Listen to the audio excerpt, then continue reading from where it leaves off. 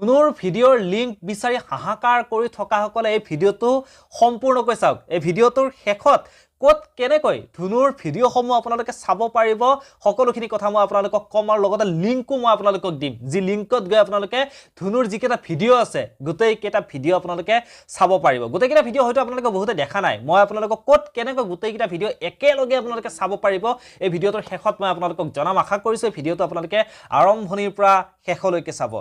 এইকেইদিন সামাজিক মাধ্যমত তুলপাৰ লগাইছে ধুনুই, এগৰাকী কম বয়সীয়া ছোৱালীগৰাকীৰ নামটো ইয়াতে মেনশ্যন নকৰোঁ, ছোৱালীগৰাকীক ধুনু বুলিয়ে কৈছোঁ, যিহেতু ভিডিঅ'টোত সেই ছোৱালীগৰাকীক ধুনু বুলি মাতা হৈছিল। গতিকে সেই ধুনু আৰু এজন টপা বয়সস্থ মানুহ গলত সোণৰ চেইন, তেওঁৰ প্ৰেয়সী হৈছে ধুনু। তেওঁলোকে যি কৰ্ম কৰিছিল, তেওঁলোকৰ যি সেই অন্তৰংগ মুহূৰ্তৰ ভিডিঅ', সেই অন্তৰংগ মুহূৰ্তৰ ভিডিঅ' তেওঁলোকে কেমেৰাত বন্দী কৰিছিল। কেমেৰাত বন্দী কৰাৰ পিছত সেই ভিডিঅ' সামাজিক মাধ্যমত বিয়পি পৰিল। কেনেকৈ বিয়পি পৰিল সেইটো এটা ডাঙৰ প্ৰশ্নবোধক। কাৰোবাৰ ভুলবশতঃ সেই ভিডিঅ'টো আপলোড হ'ল সামাজিক মাধ্যমত, নে কাৰোবাৰ তাত শ্বেয়াৰ কৰিছিল তেওঁলোকে হোৱাটছএপৰ জৰিয়তে,